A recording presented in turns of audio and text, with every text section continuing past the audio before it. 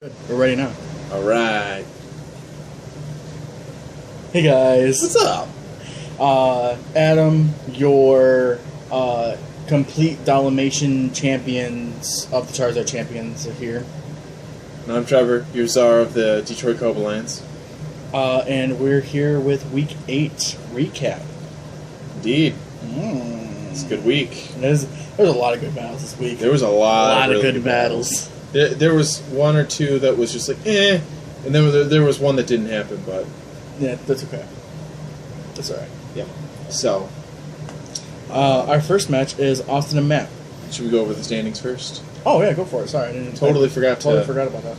Okay, so, hopefully this is updated correctly. Yes. Okay, so, for Kanto, I'm in the lead right now, 6-2, positive 16 KD. In second place, we have a tie for second place between David and Austin, who are both 5-3 with a positive 3 KD. We have in fourth, we have Hayden, who's 5-3 with a negative 2 KD. In fifth, we have Matt, who's 4-4 with a positive 3. Sixth, we have Chris, who's 4-4 with a negative 9. We have Blake, who is 3-5 with a negative 4. We have Kirk, who's 2-5 with yes. And then we have Kyle, who's 1-6. Yeah, Kyle. And then for Johto, we have Forrest in the lead, 6-2, positive 14 KD. Number 2, we have Adam, 6-2, positive 10 KD. Number 3, we have Drew, 6-2, positive 3 KD. Number 4, we have Zach, 5-3 with a positive 2 KD. Number 5 is Monty, also 5-3, with a negative 2 KD. And then next up we have Keenan, who's 3-5 with a negative 6 KD. Nick, who's 2-6 with a negative 9 KD. Tyler, who's 2-6 with a negative 11. And then we have Anthony, who's... Yes. Yeah, I don't understand Anthony's scoring, so... moving on. Yeah, moving on. Alright, our first match, like I was saying before I was interrupted from standings. Well, excuse me? Austin and Matt. This match was pretty good. Yeah. I did enjoy it. Thumbs up to Cacleon. Yeah. Stopping the one thing that could just like destroy your entire team. Definitely. And it was an interesting choice to try and set up. Like turn 2. It was turn 3, I think. Yeah, what it did. But it just... I've said this before and I'll say it again. You never set up super early. You just can't do that because your opponent's going to have something to be able to stop whatever you're setting up with. Unless you know for sure that there's nothing on their team that can just do anything to you. Or unless you're a Suicune. Yeah. So, right in the beginning, the Gyarados went down. There was an unlucky freeze on Latias with an ice beam from Swampert. Mm-hmm. And in that time, Swampert got up Stealth Rock. And then Austin was going to do the nice thing and Scald and unfreeze Latias. But Latias unfroze itself and killed Swampert with an energy ball. Yeah. For daring to freeze it. How dare you? I can only picture it come out going, Way to go. Then we had Quillfish, who just... This is the first time, I believe, that Quillfish was shown off, and Quillfish did a great job in this match of, spreading... putting up spikes, thunder waving things. Dude, it's thunder waved everything. Yeah. Everything. This match was very Hex. It was very Hex-set. Definitely. And in the end, Zangoose was really, really close being able to pull a win out.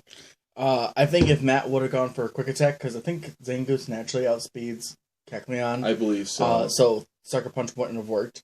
And quick attack, 2 quick attacks would have finished it off. Definitely. Yeah. And then quick attack would have done tremendous damage to Azumarill. Definitely. Being the last Pokemon. I don't know if it absolutely would have killed, but Azumarill was pretty low. I think it was about, I want to say around 60%. Yeah, it probably could have actually.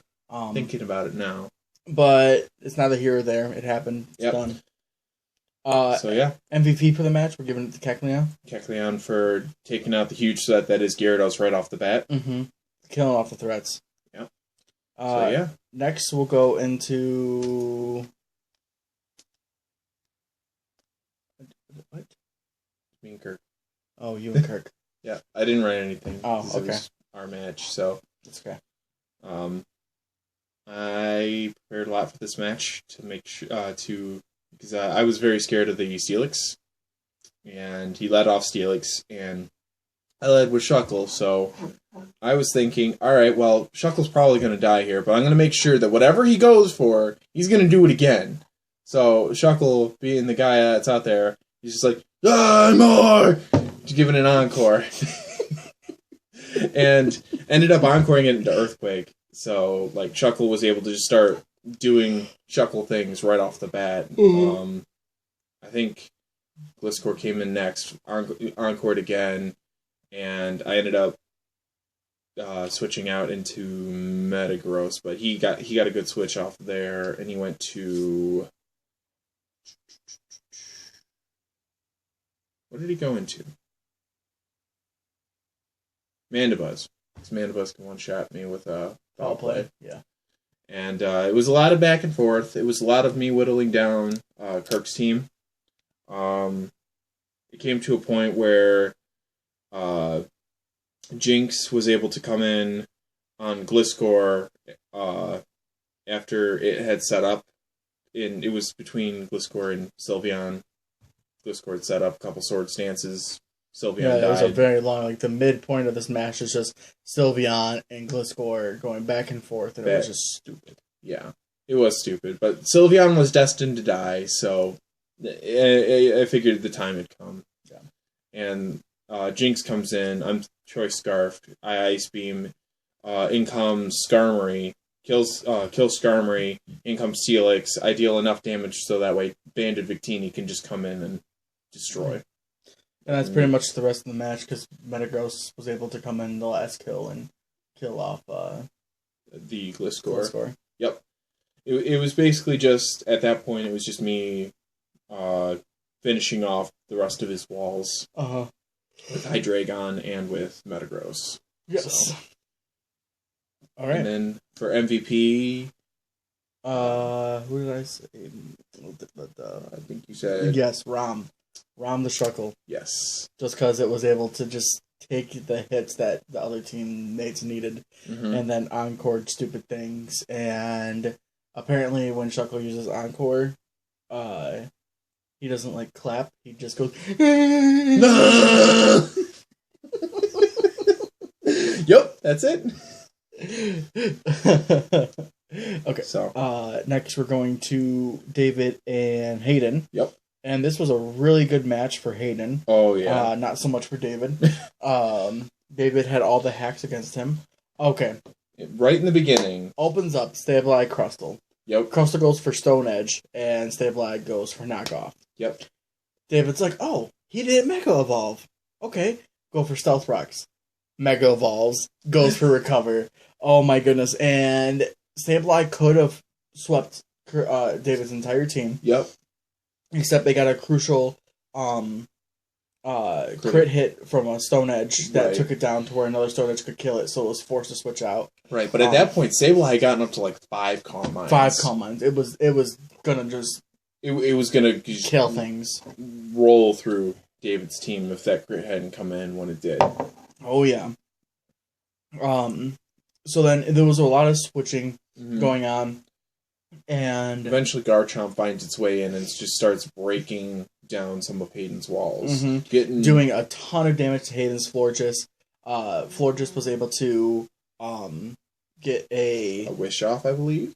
A wish off and let Horiyama come in. Yep. And Horiyama got a ton of HP back and was able to retaliate back with an Ice Punch. Yep. Which Garchomp did live.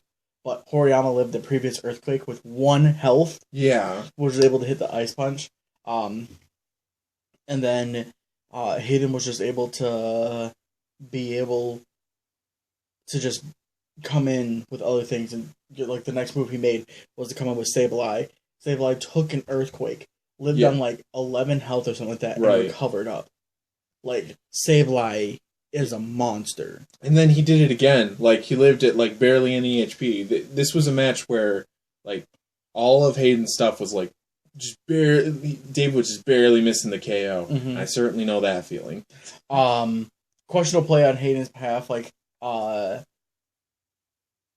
was doing great. In came Garvantula. Garvantula missed a Thunder, and then Hayden was able to get a recover off. Yep.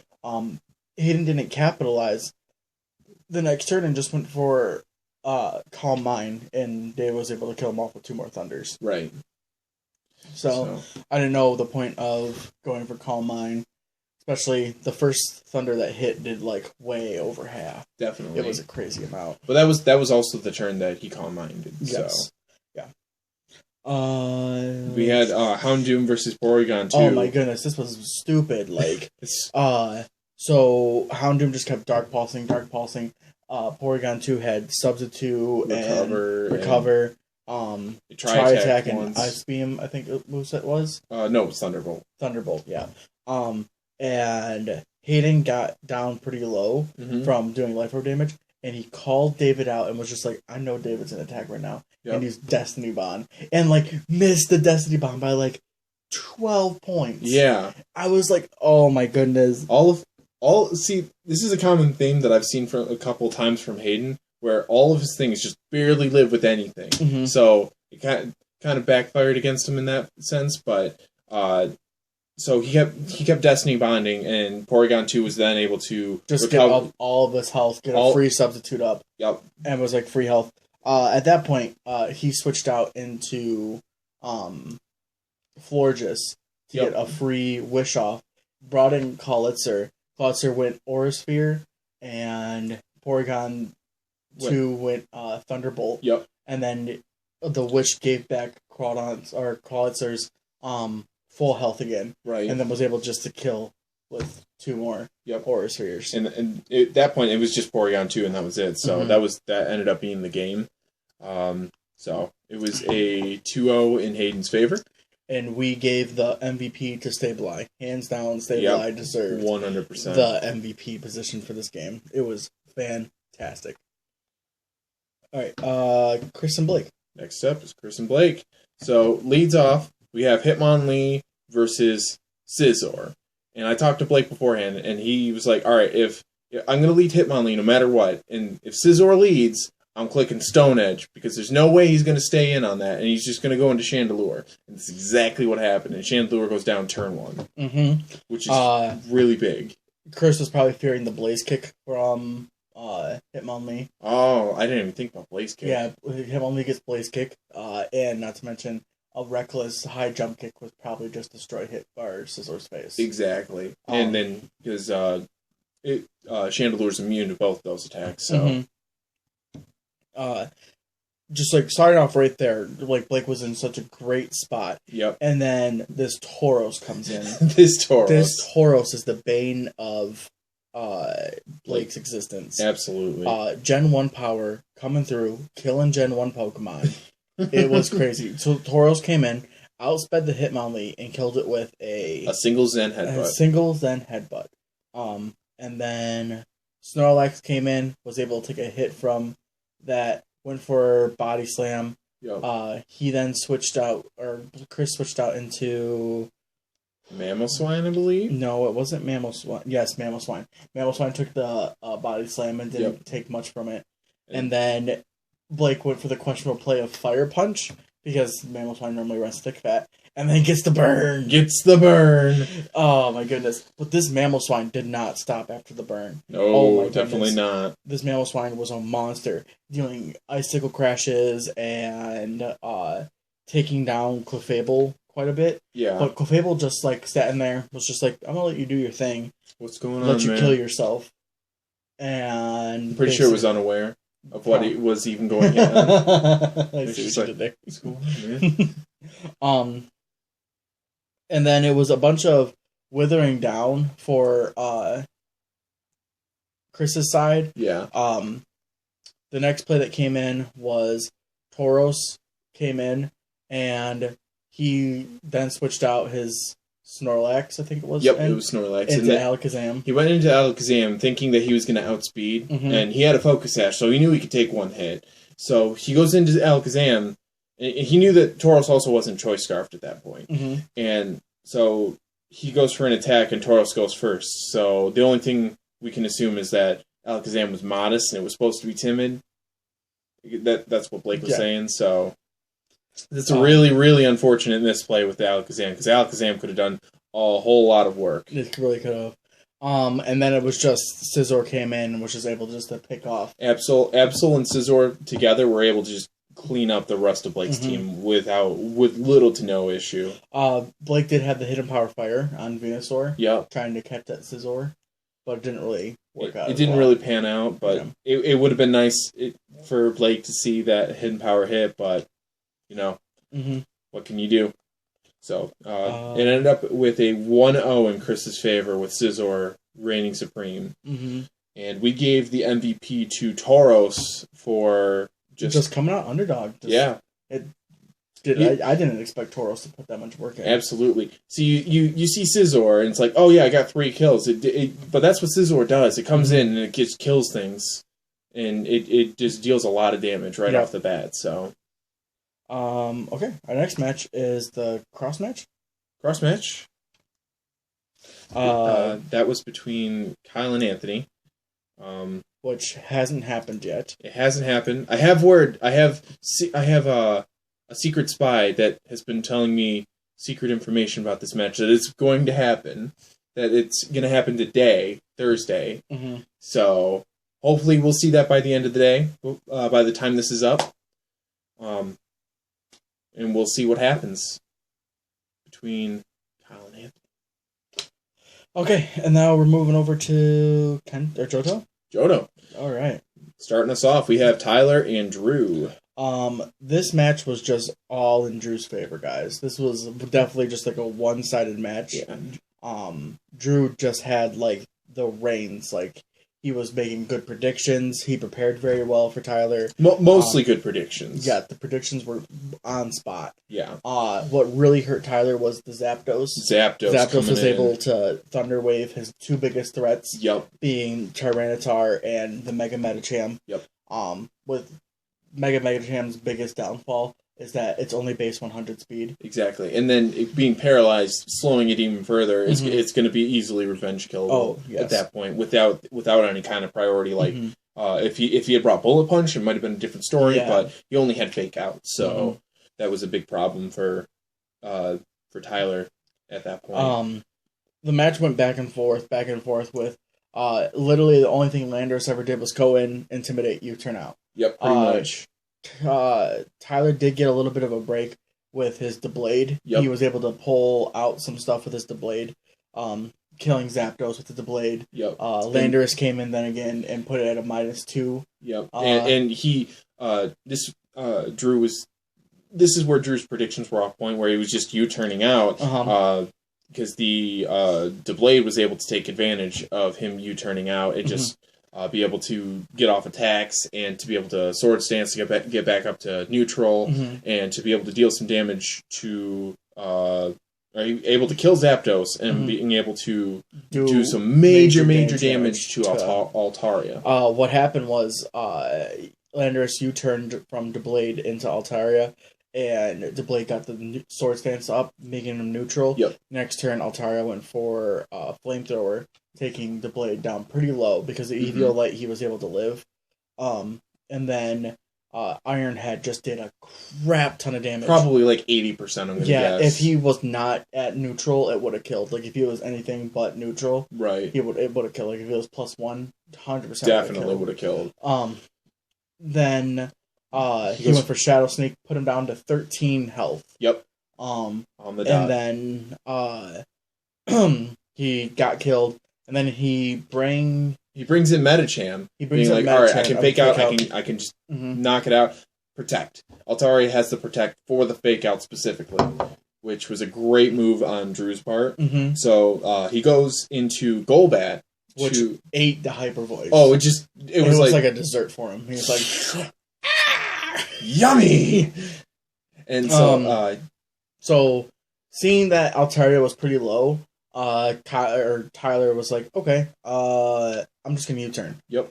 Altaria lives on 1 HP. It does 12 damage. And sets up Tailwind. Now, this Tailwind is the Bane that's going to kill Tyler here. Absolutely. Altaria was able to outspeed everything that came in and got 3 kills in total because of the Tailwind. 1 from the Deblade, and then 2 more. Metacham and Whimsicott was able just to kill them all off because of the Tailwind, living on 1 HP, taking out that many guys. Right. And if Tyler had any, he should have switched into Golbat. Like, he could have gone into Metacham, faked out, made him protect, and wasted turn of Tailwind. Go back into Golbat and start Brave Birding or something. Mm-hmm. Since he was at 1 HP, literally anything could have killed it. So, and Golbat would have been able to take all those hits. So, would have still had Metacham, would have still had Whimsicott. Mm-hmm. Metacham still being paralyzed, but fake out damage is so great for Metacham. So great. But overall, we give the MVP to Altaria just because it did amazing second-hand sweep from it. Exactly. It was a close tie between Zapdos and Altaria for this match. Mm-hmm. But it did end in a 3-0 for Drew. Yep. Drew, you need to update your sheet because Alzoff killed itself with an explosion, and it's not on the sheet. Yep, and that's it. That's really it. So, yeah. Going into our next match. Nick versus Forrest. Didn't happen because there was no Nidoqueen versus Nidoking. That's it. But we're giving the MVP to Slowking. Way to go. Next up, we have Keenan versus Zach. Now, we just watched that match, and it was pretty good. Yeah, it was really good. They both made some pretty good plays on each other. Electros is doing really good for Keenan this season. Yeah. Just because it's versatile, it doesn't have any weaknesses, and it gets a chance to set up. It sets up coil, and it wants to do damage. The only problem I saw for Electros this week was that he's tried to set up right at the very beginning of the match, and Zach had the answer with Umbreon to be able to toxic stall it down until they both ended up dying to each other. Yeah. So, which is unfortunate, but hey, it took out a big wall for Zach, and it took out kind of a threat for Keenan on both sides. Strike that. Reverse it. Yeah, I knew what I meant. You guys knew what I meant. It's okay.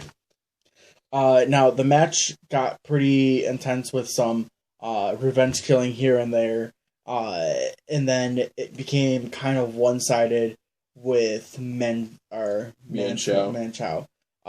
Manchow had inner focus, took a fake out from Shiftry, and then just died to a Drain Punch, I believe. A Drain Punch, I think it was. Well, no, he had the Focus Sash, but he was still faster. Oh, right. He Drain Punch, got his health back, and then U-turned out.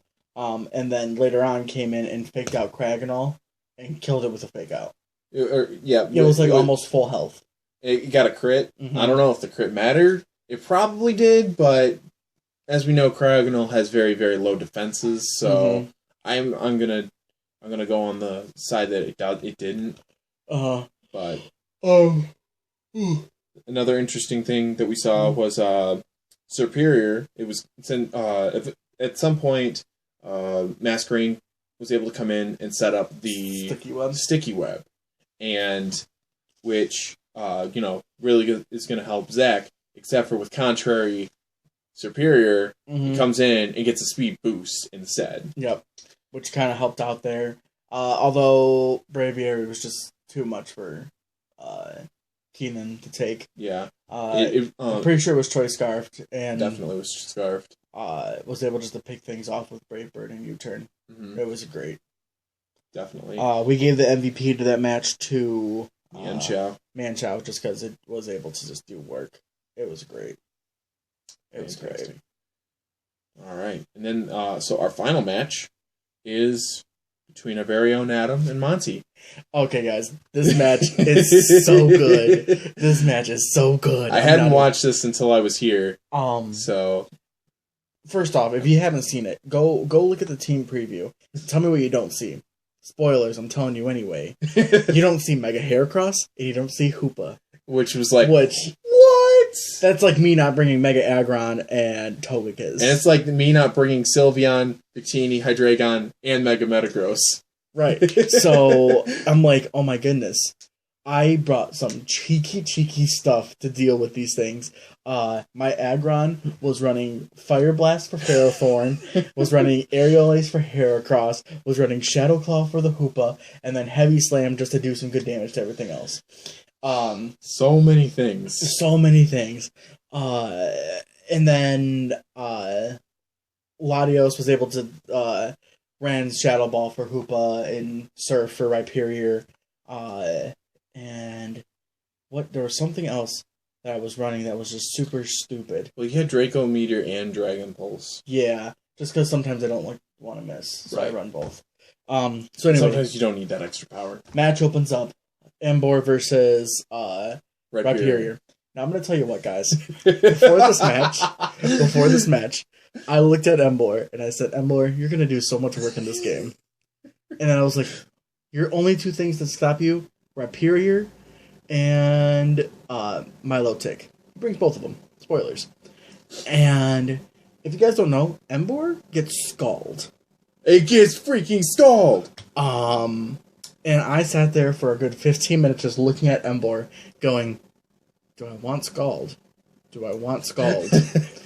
I ended up not bringing Scald, and I kicked myself in the butt when I saw Rhyperior open up against Emboar, and I was like, damn it.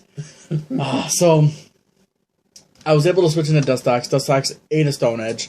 Will-O-Wisp the Rhyperior. Rhyperior went for Stealth Rocks, and then stupid me forgot to bring Defog on Togekiss. So I was like, damn it, it's gonna bite me in the butt. So switches were limited on that part. And it was Dusclops just basically walling a lot of things and then making some good plays here and there. Dusclops went 4 for 4 for Will-O-Wisp. Didn't miss a single one. Very crucial Will-O-Wisp. I kind of wish I didn't Will-O-Wisp the Milotic, but at the same time I do. Yeah. I kind of wish I would have Thunder Waved it just to paralyze it, just to Paraflinch it later. Right. But I wasn't able to, I just burned it.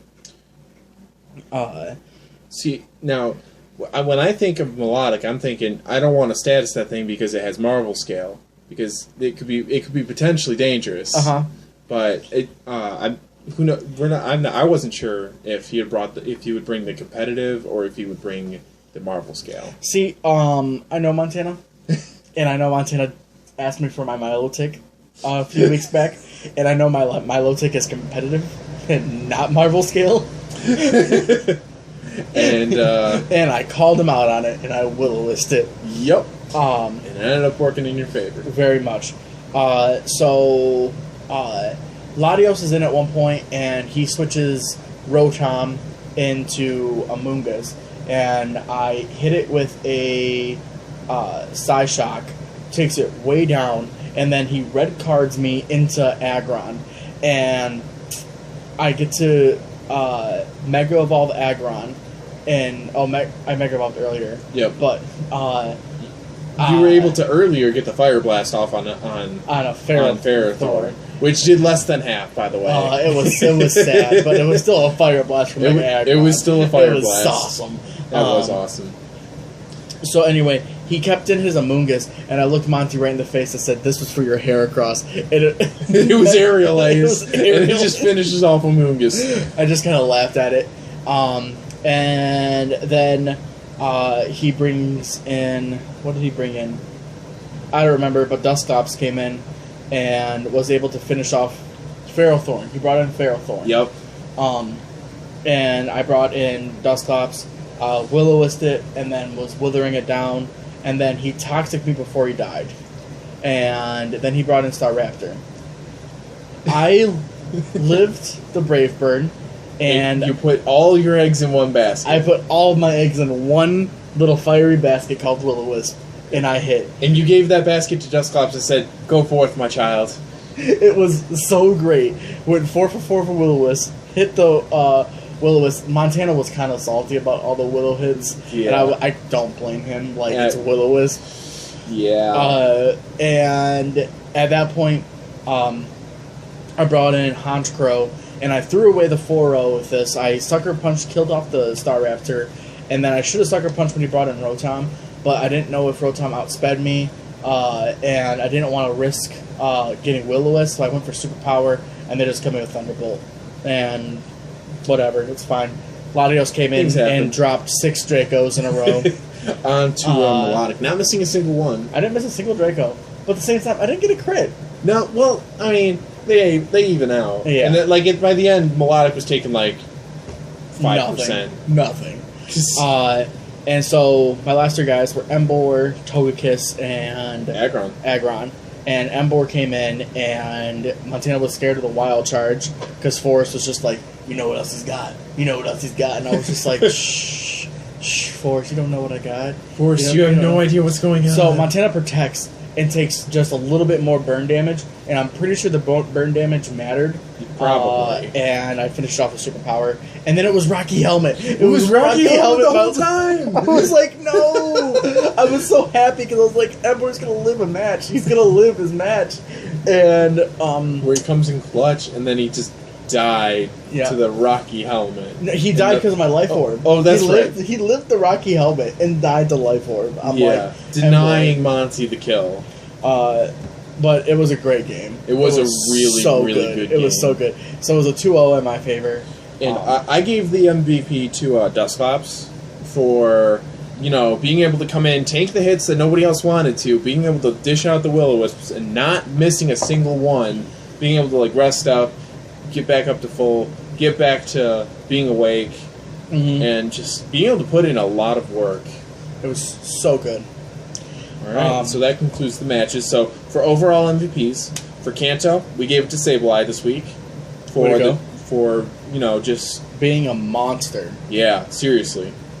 And then for Johto, we gave it to Altaria for being able to just come in and just basically mini sweep with 1 health. Yeah, with 1 HP, being able to just do the work that it did was insane to watch. It was very satisfying.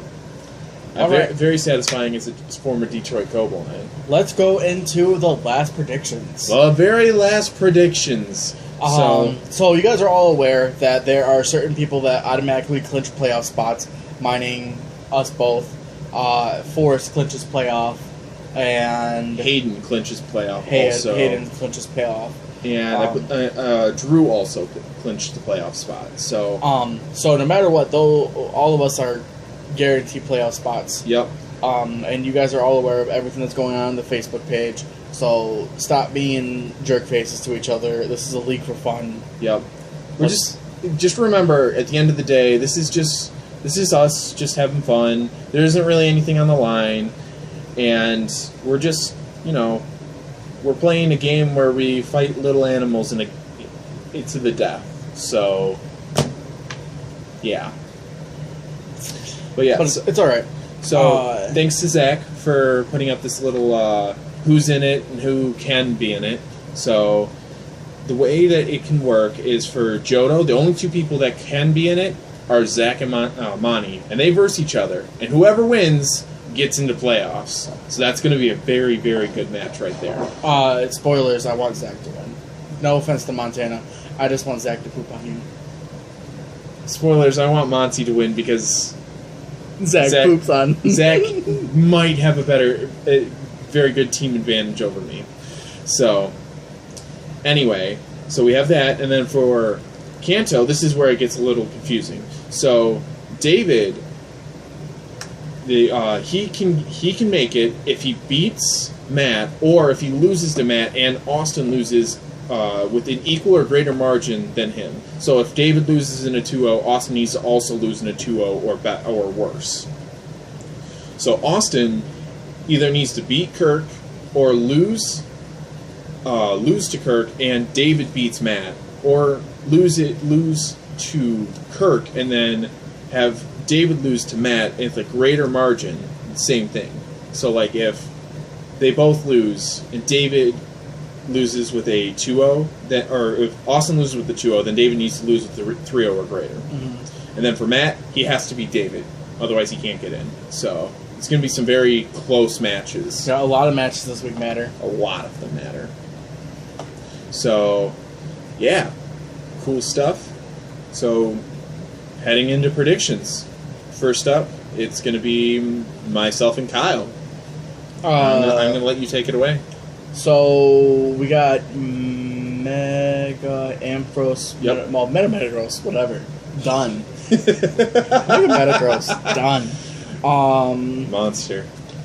Kyle just needs to battle. That's all I really want to say about this. If Kyle battles, that's I'll just be happy. If Kyle battles, I'll be happy. Yeah, I will be very happy too. Other than that, you obviously prepare very well. It's obvious that you prepare very well. Your standings should speak for themselves. Kyle just I don't want to say anything just because Kyle hasn't battled in 3 weeks. Okay. Cool. Next up, we have Austin and Kirk. A match that truly matters. It does. Austin with the Mega Gallade and Kirk with the Mega Steelix. Yep. Honestly, I have to give it to Mega Gallade just because pretty sure close combat can darn near close. Ooh, Mega. I don't know. I think Mega Steelix could live that, though. I honestly, I was doing calcs for Mega Metagross versus Mega Steelix for last week, and the best move that I had was Hammer Arm, and it did not even half. It did 40% max. Yeah, because I think Mega Steelix and Mega Aggron tie for base defense at 240. And Mega Steelix has a very good attack stat with Sheer Force, I believe, or is it Sand Force? I think it's Sand Force. Sand Force. Sheer Force is a hidden ability, though. Right, that's right. Well, with Sand Force, I guess that doesn't really matter, but I think that Mega Gallade is frail enough where Mega Steelix can one-shot it. Yeah, with an Earthquake or Heavy Slam probably wouldn't do it. I don't know if Heavy Slam benefits if defense drops or anything, because it's a weighted move. I would assume. But I'm not sure. I'm going to give it to Mega Steelix. So I think Mega Steelix can take the hit and be able to I think I'll have to agree with you with that. Especially after a defense drop. So Definitely. Okay. The rest of the matchup, I can't see their teams, so I don't have their teams memorized. How could you not have their teams memorized? Come on. I just don't have it. So Azumarill might be able to do some good work. Yep. But it's got to get around Skarmory. And Mandibuzz. But Azumarill does have the play rough, which Mandibuzz doesn't really want to take too well. But he also has Steelix for that. Right. To be able to tank hits. Austin will have to play Azumarill very cautiously because it's going to be a win con for him. Absolutely. Because it can do so much damage to Steelix, it can do so much damage to Mandibuzz. It's a monster. It is. It's just what Azumarill does. Indeed. I think that... At the same time, I feel Hawlucha can definitely do some amazing work this week. Yeah, definitely. If Hawlucha is going to be able to pull off a sweep, it could very well be this week. So, let's see, Pokemon that they haven't brought. So we have yet to see the Magneton and the Muck. And remember that if you did trade for a Pokemon that you need, if you haven't brought it yet, you're going to have to bring it this last week. So expect to see Muck. Definitely going to see Muck. Perhaps Magneton, perhaps not, but we're definitely going to see Muck this week. Yeah. So it should be an interesting match, especially with playoffs in the balance. Yep. So as long as both teams prepare pretty well, I know Kirk doesn't have a whole lot of time to prepare with working. Right. And Austin with school, I'm assuming. Yeah. But I'm looking forward to it. Me too. All right. And then next up we have David versus Matt. This match 100% matters. Yep. Another match. Mega Garchomp versus Mega Gyarados. I think I have to give it to Mega Gyarados just because of the ice thing. I don't think that Garchomp has a move that can deal enough damage to Gyarados. Mm-hmm. Perhaps he has Thunder Punch. I'm not sure. I don't think so. Don't think so? He needs hands for that. Touche. But yeah, so I'm gonna definitely give that one to Gyarados also. Mm-hmm. Looking at the rest of the team, Matt has all these super scary threats, and David has all these super scary, like, bulky guys that can just take the scary hits and be able to do so. Like Conkeldurr just laughs at Bisharp. Yep. Slowbro laughs at Bisharp too. Mm-hmm. That doesn't want to take a knockoff, but it still just be like, here's a Scald. Yeah. I don't think there's any. I believe so. Matt was gonna. I know Matt posted a showdown replay of what he was gonna bring against Kyle, and he was gonna bring Jan Mega then. Yeah. So here's the question: does that Jan Mega count, or does he have to bring it for this last week? I would say it counts. That's full on prepared to bring Jan Mega. Yeah, and that's what I was thinking also. So there isn't any Pokemon that we have to see this match. No, because David does really well at bringing a lot of his guys different weeks. I don't think David is traded for anything. I think this is the only thing he dropped was for Murkrow. He dropped for Murkrow. We've seen Murkrow many times. Yes, so Murkrow has done some great work. Most of the time. But the matchup is pretty good. Entei probably won't do much in this matchup. Probably not. David has a lot of good answers for Entei. Oh, yeah, he does. At the same time, we have Lucario, who he's got a couple of answers for it, but Lucario, the good thing about Lucario is its versatility. It's very versatile. And if Lucario is played right, I think it could do a lot of damage in this match. Yeah, it's going to be a very close match, I think. It's going to be a very good match between these two. Playoff match, definitely going to matter. So, looking forward to see what happens. I am. All right, next up, we have Chris and Hayden. Spoilers, Hayden's going to win. Yeah, Hayden's totally going to win this one.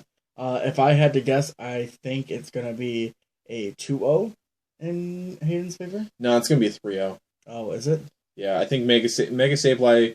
It's going to be Mega Sableye versus Mega Scizor. And I think Mega Scizor is just going to flop on its face and die to Mega Sableye.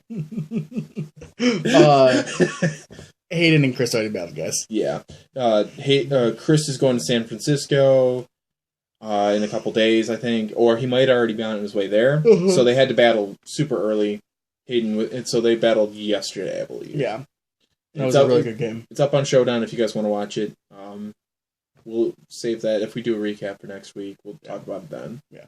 So, yeah. Next up, we have the crossover match. We're not saying anything. Nope, nothing. We're not saying anything. You guys are going to love it. You guys are going to stay tuned. All right. Moving on again. All right. We have Tyler and Anthony. Tyler has a good matchup against Anthony. Yeah. It's I really want Anthony to be able to get the baton stuff off that he's been wanting to. He's been trying that baton stuff for a while now, a couple weeks. Oh, he almost got it on me. He just did it on the wrong Pokemon. Yeah. Whew. But I think Mega Medicham is going to have a field day because I don't see hardly anything on Anthony's team that's going to want to take any kind of hits from Medicham because you got the Ice Punch, which is basically going to be... You have Ice Punch, you've got fighting moves, you have Fake Out. That's basically all Medicham's going to need, and I think Medicham is going to do so much work in this match. Oh, yeah. So, and, yeah, so depending on what Anthony brings against Kyle, if that match ends up happening, if he doesn't bring Cradily, or if he's not planning to bring Cradily, we're going to end up seeing Cradily in this match. Yep. I don't think there's nothing else that we're going to end up seeing, though. Nope. But I think Tyler gets the award of most traded and picked up Pokemon of the season. Oh, absolutely. He's changed probably half of his team at this point. Yep. At least half. He's gotten he's entirely new free agent every tier. I don't think he did it for RU. I think this is his original RUs. His Blastoise X Cloud and Golbat. So, but he's done a free trade in every tier And he's just completely changed his OUs from the beginning. He started off with Mega Sableye, Klefki, and Gothitelle. Yep. So, it's kind of funny. Crazy stuff. Crazy stuff. All right, what's our next match? Next match, we have Nick versus Drew. Drew gets playoffs, like we said, no matter the outcome of this match. Yep. But Lopunny wants to have fun against this team. Definitely. Lopunny can have a field day, just frolicking through the meadows. Mm-hmm. A jump kick there, a high jump kick here, fake out there, drain punch here. Ice punch, freeze your face off. Yeah. Lopunny can do a lot of work. But at the same time, Altaria does Altaria things. Yeah. Like, I know from personal experience, Altaria, if you let Altaria just do get one turn of what it wants to do, he will just stomp all over your face and eat it. They both, I don't think Nick has made any trades besides for Blake with Almastar. Yep. And then we obviously saw Zapdos last week. Yep. It would be nice to see Sandslash, but it wasn't traded, so he doesn't have to bring Sandslash. It's a former Charizard champion. He should bring the Sandslash, though. Bring him. Sandslash made his most powerful debut the last couple of weeks on my team, and made it to playoffs because of it. Yeah. You hear that, Drew? Counter Sandslash. Right, I don't even think he knows about Counter Sandslash. Oh, dude, Counter Sandslash won me the game against Matt. That's true. It did. All right.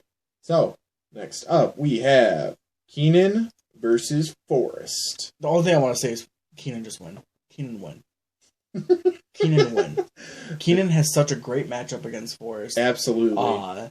And Forrest does have a lot of good checks in his guys with Quagsire, wanting to take Rotom, Mo, or Wash-On. Yep. But at the same time, they both get, like, great move coverages. So it's not like one side. It's not like Rotom Wash can't hit Quagsire. Right. It definitely has a variety of moves to be able to deal with it. And depending on the set, if he decides to bring like Unaware, he could still potentially hit with a Hydro Pump. Yeah. Which I personally would always bring Unaware if I could, unless I absolutely needed it. So. But I just want Keenan to win. Keenan to win. Arceus is on your side. I'll release the shiny for you this week. Don't worry. All right. So, on to the next match then. Monty and Zach. This is for the playoffs. This is for the playoffs. Mega Heracross versus Mega Gornobar. No, it's gonna come down to, can Heracross take a hit?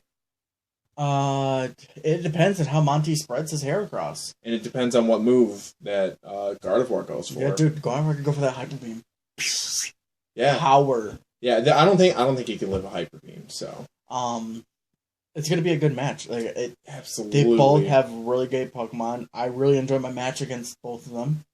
I'm gonna be fighting one of them, so. I really hope that Zach makes it into playoffs, just because Zach's made an amazing comeback from the beginning of the season. Absolutely. He started off getting 6-0'd by you. Yep. And now he's a top contender for playoffs. He's absolutely in this race. I like that both these guys are both new in the league and both go into play. Like they both have a chance. One of them is going. And Monty, he wasn't even going to be. He wasn't going to be in the league. He wasn't going to be in the league. It's going to be a great match. I'm so excited for this game. I'm extremely excited as well. So, I don't think we should talk too much about it just because it's a very important match. Yeah, no. Well, I mean, we did talk a lot about the other ones that are very important, but I just want Keenan to win. It's because of the Nidoqueen, isn't it? Yeah. Because someone did bring a Nidoqueen. Somebody should have brought the Nidoqueen. Right. And I think the last match is me and Blake. Yeah. That is it. And again, we're not talking about that match. You guys are going to love this match. You guys are going to want to watch this match. It's going to be great. If we don't meet up in battle, I expect to see all of the video replays on this match. Absolutely. But good luck to all of you this week. Yep. Regardless if you're making the playoffs or not. Just go out there and have fun. Like even if you're not going to make it, do something crazy. Just do something that's out of the blue that it's just like, I don't think this is going to work, but I want to do it anyway. Mm-hmm. So, like, I know that I'm going to try and do something like that. So. Makes both of us. Alright, guys. We'll talk to you later. Yep. Bye.